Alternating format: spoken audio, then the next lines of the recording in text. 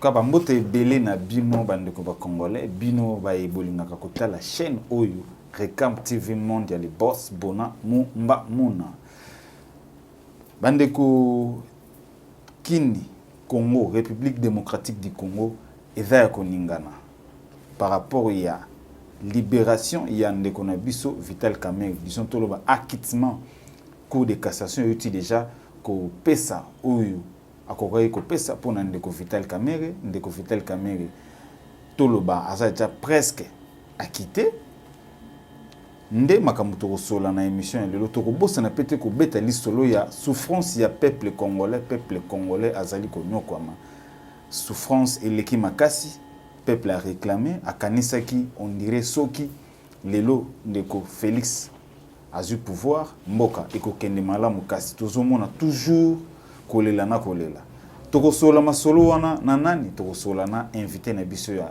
lelo ndeko Pati Malanga oyo azali na biso pembeni tomoni ala tikitoko avant tozwa ndeko Pati Malanga na kosenga na yo s'abonner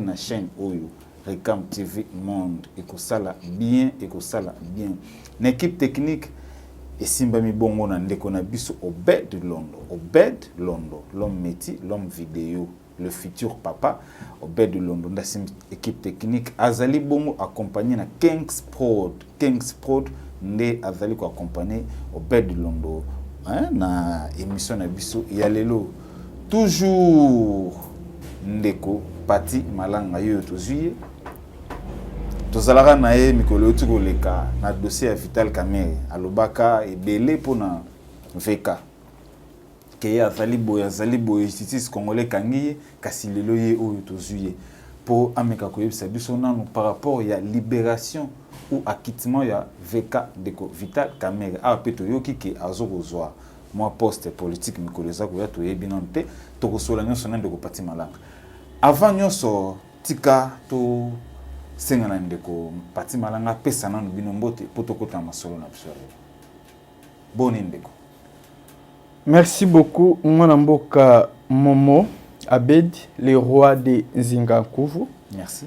Na pesio longo nyandenge oyambinga isusu na nzela etando wayo na tombeli mokakoswa na bakongomani baso bakolanda biso bipai na bipai sans oublier ba diaspora ba ingilo mboka ngele longo nyabisika bozwami na PCP mokakoswa na leader wangai ya parti politique na biso puna parti d'unité nationale mwana mboka excellence Élysée Bokomwana Maposo elongo na famille politique ya biso baso ya puna elongo na balie na biso FPI elongo na IDPS Mobimba sans oublier tata mokonzi ekolo mwana mboka Félix Antoine Tshisekedi Chilombo oyo akobunda te butulo kwa moyi akolala pongi te akobunda tongo midi pokwa pongi ko yana miso te pona koluka kimia eingela o tout étendi ya mboka biso Congo pe ayeba na kozongisa sourire okati ya minoko ba Congo mani kolanisa na promesse waye o ya prometaka biso de début ya campagne waye ya 2018 en tout cas ezali esengo soki ebina kolata nzoto pe na pesi ba cameraman baso ya Recam TV na équipe nyoso ya mixage longonya na bango na musala malamu ba ko sala okati ya chaîne ya biso ya Recam TV Monde. Merci beaucoup ndeko Pati Malanga somi ya bakongomani banso ndengo lingaka komibenga mais ndeko na ebité otoy kozwa poste mo dernièrement na parti oyo puna ezaki poste nini? Oui, merci beaucoup mwana mboka Obed na kolanisa makana musala malamu na ko sala oto kubundela mboka biso butulo kwa moyi lelo parti banzaki pe ebaki na kokanisa pona ngai ya kotombola ngai au rang ya président exécutif provincial. Président exécutif provincial. Provincial ya ville ya Kinshasa. Ah, ya ville ya Kinshasa. Oui, okay. Donc naza lokola interfédéral ya ville ya Kinshasa. Ah, merci. Mais biso selon structure na biso to benga kango ba exécutif provinciaux. To pe ba président provincial.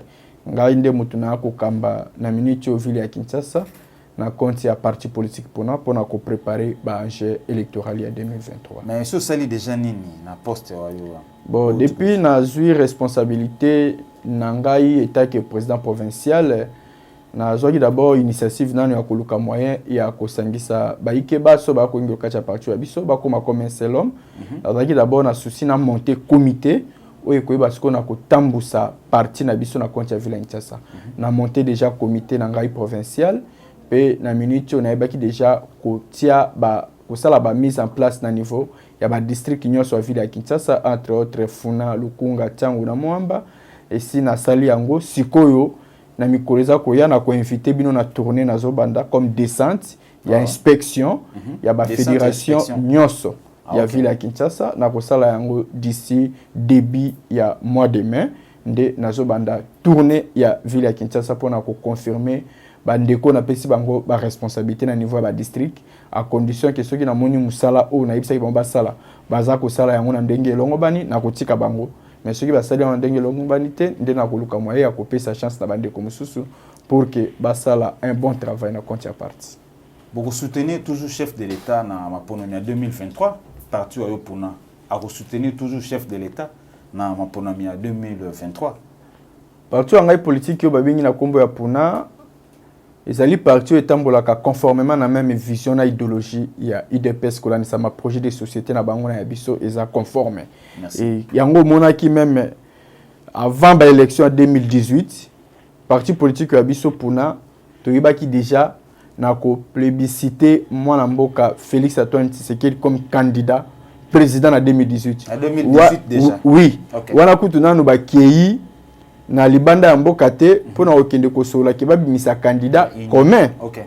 Mais biso déjà awa après avoir organisé rencontre na biso sous forme de conclave na biso to salaki congrès ya Puna après avoir organisé congrès to lobaki déjà o biso candidat pour la élection en 2018 moi na mboka Félix Antoine Tshisekedi. Donc tant moi na mboka Félix aye ko se prononcer comme candidat président après avoir que le monde a iki que ça les mena qui bango kuna na Genève biso déjà tout plébiscite qui est déjà bien avant depuis na biso daki dans loko sikate pour daki déjà choix na biso et c'est même choix na toujours continuer na yango kino mandat oyo ekoya na 2023 tant que na maponami to lobaki toza na choix mosusu te ezaka mwana mboka Félix Antoine Tshisekedi kolandisama na masolo pe otokosola okati ya lingomba biso ya union bozo bangate ke bilan est un peu négatif. Bozo bangate que bilan est un peu négatif. Bilan est mon amboka Félix Antoine Tshisekedi pour ça na lobina tout na yo awa opesa ngai bilan ya mon amboka nasi oko teta bana moke. Bozo bangate que pour peuple azo souffrir on peut ça parmi thème na biso ya lelo mamto sola lelo mon amboka patimala. Bozo bangate na bangelo ko mokote pe na ko tatabana te pour na ko répondre yo parce que bilan mon mboka Félix Antoine Tshisekedi des alliés positifs dans le sens que tata mokonzi ekolo à côté ngwende à pouvoir voyer un certain le 24 janvier 2019 te ko koma un certain le 8 ou le 9 mars 2019 to zui message te mais to subir réalité au monde entier subir il y a maladie il y a coronavirus. Moi la mboka Félix Antoine Tshisekedi a prêté serment le 24 janvier.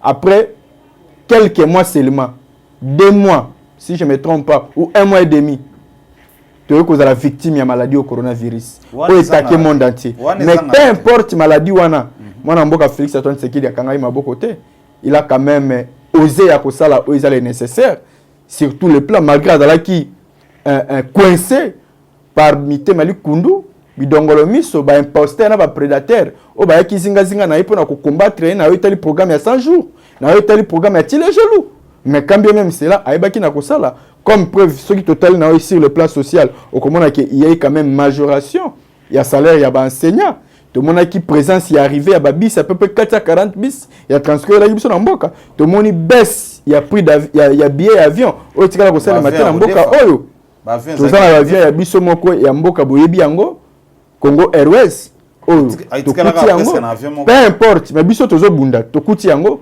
balobi ya continuité de l'état tokuti yango mais tozo bunda pe toluka moya ko bakisa tokobakisa to moi lelo pe baisse ya prix ya passeport o ezaka lokola diamant na mboka o lelo tikala ko sala maté lelo to moni il y a eu au moins plus de 97 000 enseignants. On va qui n'ont payé les lois comme Kozambongo. Plus de 97 000. Et tu as ça les matins. Les lois ont éradiqué. Éradication de maladie à virus Ebola. Et c'est sur le l'impact. Les lois bana kuluna. On va qui Bundaton me dit pourquoi les lois comme ici bango. Batuna misala. Peut va comme mécanisé. Et ça quand même à féliciter. Les lois automoni. Ba entreprise à l'État. On va dire que ça là. Ba grève. Tongo me dit pourquoi. Bah ça la réalité c'est quand même encouragé. Les lots tout le monde les lots gratuité enseignement au tikala ko ça les matins et là tu nzoto ceux qui te longo to na domaine o etali gratuité enseignement to kolobaki les lots il y a eu plus ou moins 4 millions d'enfants va reprendre le chemin de l'école et tikala ko ça les matins quand même ils ont encouragé les lots tout le monde prise en charge il y a ba enseignants par l'État congolais il y a école primaire les lots ba longo biso ba parents na charge ba soulager biso totalement parce que tout daki komi baté au kofuta mbongo ngo à l'école na ba prise là qui est un peu indifférent o ba na ko rendre biso difficile l'autre monde quand même il y a eu plus de 138 écoles conçues et réhabilitées na tout étendue RDC na moi tamuke au moins mboka Félix Antoine Sekeda Sali il a quand même que volonté zali surtout que sur le plan sécuritaire le lot quand même ezali à féliciter na état de siège permettre au peuple congolais à comprendre réellement ba enjeu sécuritaire na est na biso mboka na Italie nazo relancer merci beaucoup madame yo mo tukoloba état de siège c'est bien bon ce qui to landi état de siège depuis état de siège et bandit malgré des prolongements en prolongement mais solution sur les maté peuple congolais zali ko kufa du jour au jour sous état de siège ce continue état de siège on a ni de kopati madame. Merci mon amboka Momo Obed. Na rebi ça que non état de siège le permettre na peuple congolais comprendre réellement ba enjeu sécuritaire est mboka na biso. Na Italie ba groupe armé, na Italie état-major général, il y a forces armées, il y a mboka na biso, il y a communauté internationale. Donc globally par rapport il y a une question il y a du jour au jour M23 jours mais vous devez savoir que le problème de l'Est ne datait pas d'aujourd'hui. C'est depuis 1991, si je ne m'abuse pas, depuis l'époque de Mobutu. Après Mobutu, Kabila fait à peu près 18 ans, tout au plus 20 ans à pouvoir, mais à réussir à mettre fin à fléau et à STT. Mais ça n'a rien à voir pour Nabiso parce que ça fait partie de la réalité. Et Biso to yé, na pouvoir Nabiso, non pas pour cautionner les mal, mais to yé pour arrêter l'hémorragie et c'est pour cela le chef de l'État Félix Antoine Tshisekedi a joué sur le plan diplomatique et même Libiso lelo oyo relation étroitement entre la RDC et l'Ouganda pour neutraliser les rebelles, les terroristes, les semeurs de troubles au Bazako Lingate qui met côté na Kacha Est et les lots on a revu ça quand même grâce à état de siège il y a eu quand même plus de 750 km à bas distance où Ezalaki sous otage il y a des terroristes les lots comme récupérés grâce à état de siège il y a eu quand même des villages où Ezalaki sous otage il y a des terroristes les lots comme récupérés entre autres Medina entre autres Mwenga, entre autres Lipri, Ngongo, les locomiques quand même récupérés. Et le il y a quand même de plus de autant, il y a groupe terroriste qui rejoindre l'armée congolaise pour nous non il y a continuer na biloko wanate. Donc il y a que la procédure tout qui est na féliciter na minute na biso que grâce ya état de siège les oyo et même biso quand même la réalité moko escoté dans le sens que tout le monde à niveau ya Rwanda ba koti na difficulté na en matière première colonisation na colta ba cobalt o ba ndai ko danga na yango mais je vous dis allié à mutu moko côté mais na ebisio ndeke azali voisin na biso mais lelo oyo bazalaki ba pays le plus producteur na ba colta ba cobalt ainsi de suite mais lelo oyo ba kiti ba komi affaibli makasi et je vous dis que non musala était des sièges isa ko sala musala yango pe diplomatie mon mboka Félix Antoine Tshisekedi daza komima na ezo bisa que il y aura des retombées vraiment favorables et ce qui n'a biso même sur le plan il y a infrastructure quand même musala salemi il y a eu des routes réhabilitées construites il y a eu des ponts jetés na ba niveau ba Kasai na ba niveau ba est na ba nzela mususu na sud Kivu ba tondé ko sala 3 jours lelo ba komi ko sala kaka 3 heures du temps bakomi. Donc ne dis pas que le chef de l'État a kangi maboko kolanisama 3 heures ya ça na ngwende ya pouvoir. Non, bilan est positif quand même parce que bilan est positif parce que il y a quand même des avancées significatives, mais rien n'est encore tard. Toza ko bunda pour que toyeba toujours ko sala maso ko zongisa souris na monoko ba Congo man ko landisa maloba tamu konze ekolo, mais de toutes les façons to pesa tata mokonzi ya ekolo longonya mokako swa pe to simba ela maboko pe to tia na losambo parce que alakisi ya solo ki azana bolingwa mboka soki lelo to lobito tuna yo affaire ya Vital Kamerhe to benga ngoni ne comme théâtre to poto to komona cour de cassation a outi presque to loba a quitté des gens de Vital Kamerhe wana to benga ngoni yo to yambaka yo awa na chaîne na biso Nikolo Leki obetela biso tango ya ndeko Vital Kamerhe ya wake Vital Kamerhe asali boy omoni tokangiye boy na boy lelo VK presque a quitté okoloba nini mwana mboka. Merci beaucoup ndeko Momo ngai na likambo etali justice na lingaka vraiment kokota yango na mozindo te pe kosela on ba débat makasi te parce que ngazaka beaucoup plus politique, mais en effet nazalaki koyoka bato baza koloba ke non likambo ya arrangement ya ko blanchi ndeko Kamerhe soi-disant ya boyokani na président Félix pour aya ko renforcer peut-être le gouvernement selon ba spéculation toyoki soi-disant que ya kokoma soi-disant premier ministre ceci cela toyoki kaka, mais pour nga naza ko croire na yango te, mais ngai nazo ndima te que président Félix akoki lisusu ko croire na ndeko Vital Kamerhe.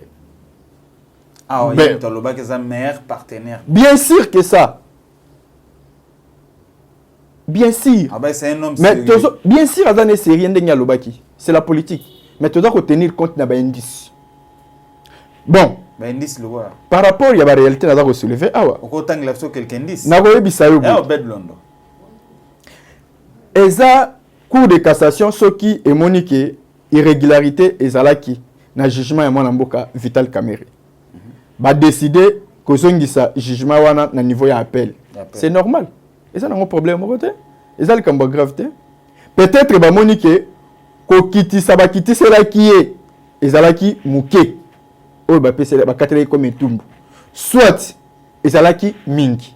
Nde ba réfléchir na ko ba keno ba sala o etali appréciation na bango ya komona soki ba ko casser décision oyo ba pesa ki etumbu ya 13 ans soit ba yebande nini ya kotala na décision yi balé oyo ba pesa ba kata ki etumbu ya 20 ans. Donc totika justice c'est ça musana yango isa likambo ya kokena yango de gauche à droite ité na tuno motuna na ozong solo maloba soki et que cour d'appel est cassé vraiment, donc il y a quitté de Vital Kamerhe pour que l'obito yo kandeko Vital Kamerhe a su poste wana oyo tikotangela biso ya primature. Merci beaucoup pour mon point de vue à Pati Malanga, Congolais. Merci. Qu'est-ce que le président Félix a gagné et pas à mon Vital Kamerhe? Je ne crois pas. Parce que Kamerhe Azalaki na Kabila. Tu ne crois pas que Ndeko Félix a gagné les sous-sounines et l'autre pas Ndeko Kamerhe? Pourquoi? Parce que moi, je suis Vital Kamerhe, Azalaki Nandeko Kabila. Oyebi yango très bien. Babebani, ba Congomani basaki nini, ba comprendre ye, kulani sama na maso ile kanaki wana. Aye kozwa deuxième occasion. Na mwana mboka Félix Antoine Tshisekedi. Asali toujours bambeba. Kulani sama na procès ya 100 jours. Bino nyonso boyebi ke mwana mboka Vital Kamerhe azalaki comme coordonnateur ya projet il y a 100 jours. Bison Tolanda qui yango noir sur blanc. Et bandel na yango kino suka na yango e kodisi meme bazusi mususu au kati ya mabele. Bayebi ke yende mutu azalaki kobimisa monsolo maso o bandai kobima na kati ya mosala wana ya projet ya 100 jours.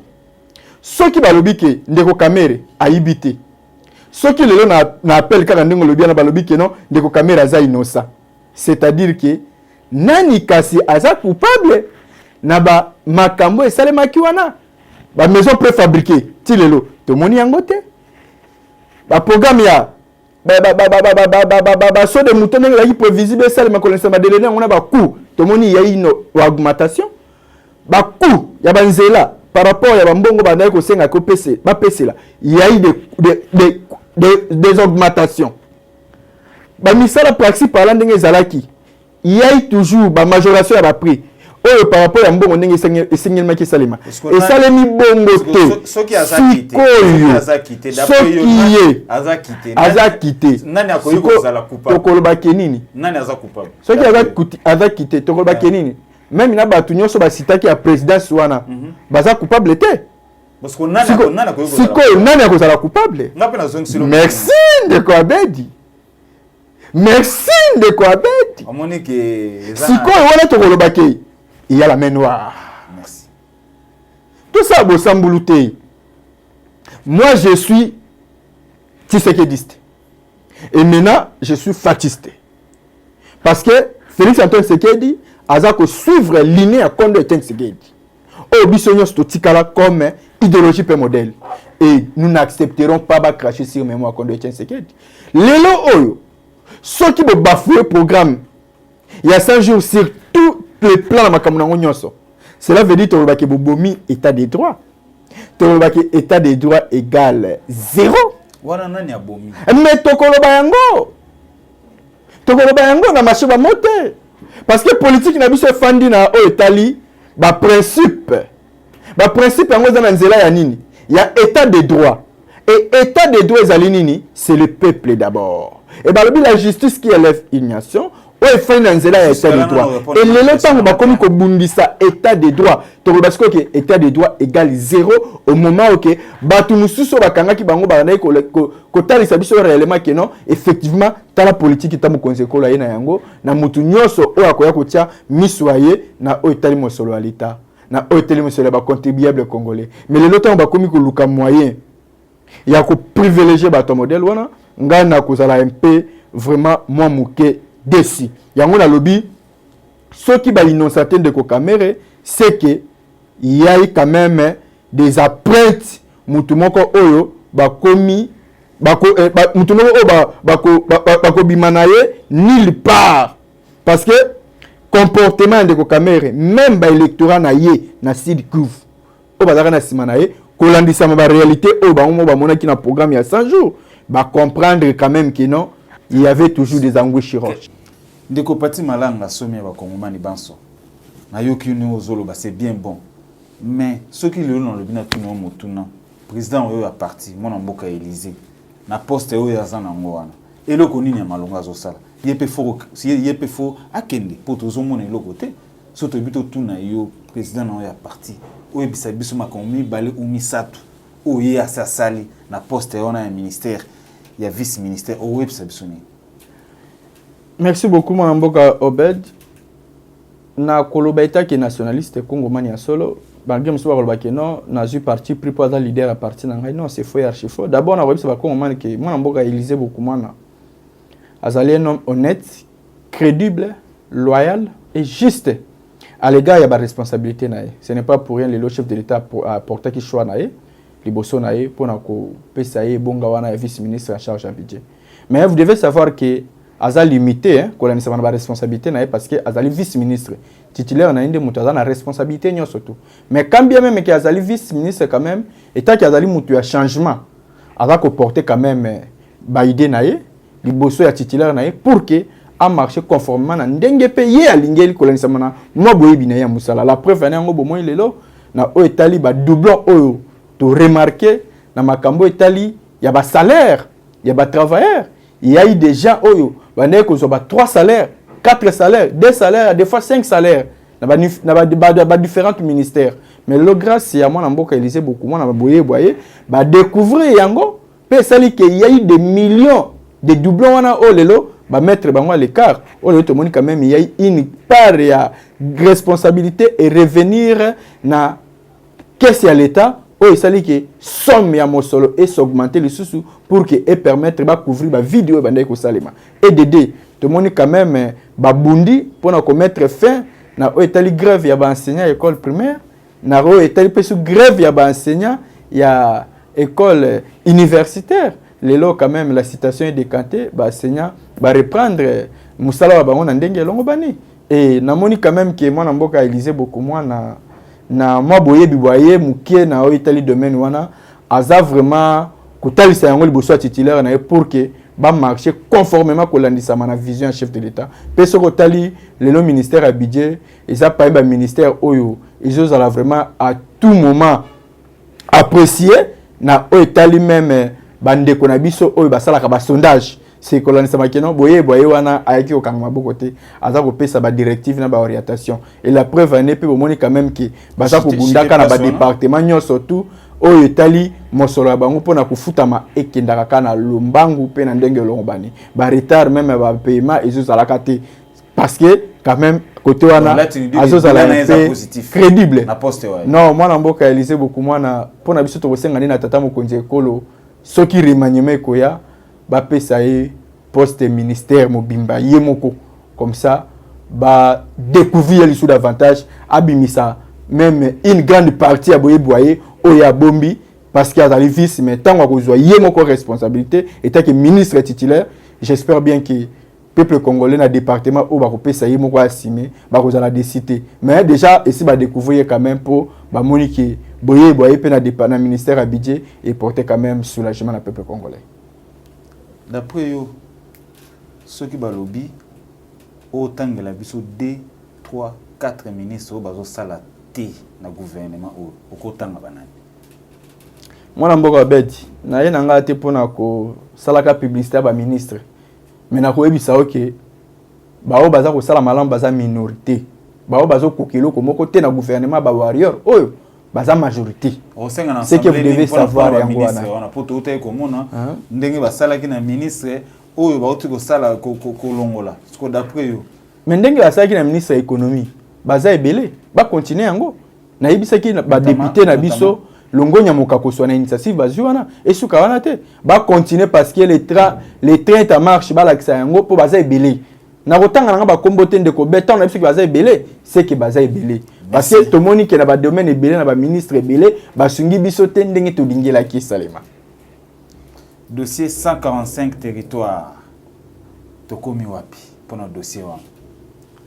Merci beaucoup mon amboka Obed na likambo etali 145 territoires na kosenga na yo obongisa émission mobimba pona yango parce que na préparé tout un programme pona Etali 145 territoires wana ezali un projet oyo soki l'état congolais attire réellement maël na esir yango je vous dis que chef de l'état mon amboka Félix Antoine Tshisekedi a osana conquérant te na ba mandé koyaka et les 145 territoires wana ekozala coup de chapeau pe soulagement pour le peuple congolais na Etali un développement ya Congo sur tous les plans yango moni na yebiso ke bongi se mission mobimba pona 145 territoires pona pesa ba avantage na ba désavantage na yango soki ke l'état congolais a arrivé na ko recadrer yango na ndenge to lingelité nde ekopesa biso ba anomalie na sima mikolo.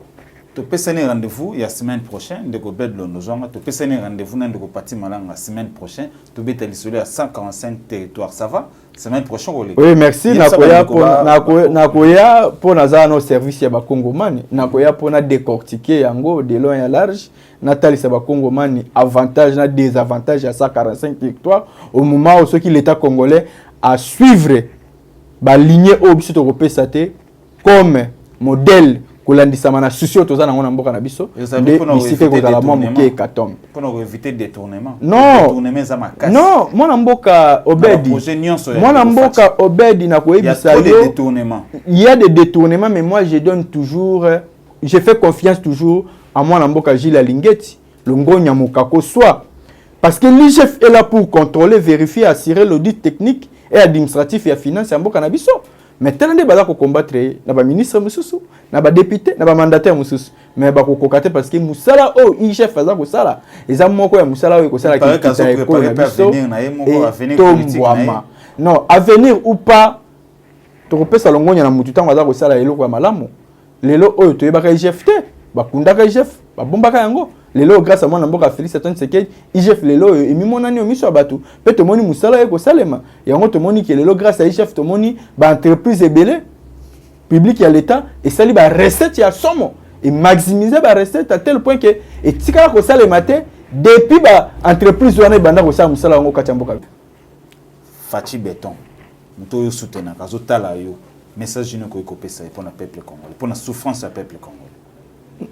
Bon message na ngeza moko eloko na osenga na tata mokonzi ekolo mwana mboka Félix Antoine Tshisekedi ayeba ke yene muto azana akoyeba na ko rendre compte devant peuple congolais na ba élection ekoya tala caméra pour azotala mutu muso ko rendre compte devant peuple congolais azateye ni ministre ni mandataire ni député. Et ce qui a causé à dire à l'égard il y a Batouana Te Aïbake il y a une victime pas peuple congolais. Et c'est pour ça que nous avons un chef de l'État Aïba n'a quoi assumer par rapport à la réalité de les Kanamboka.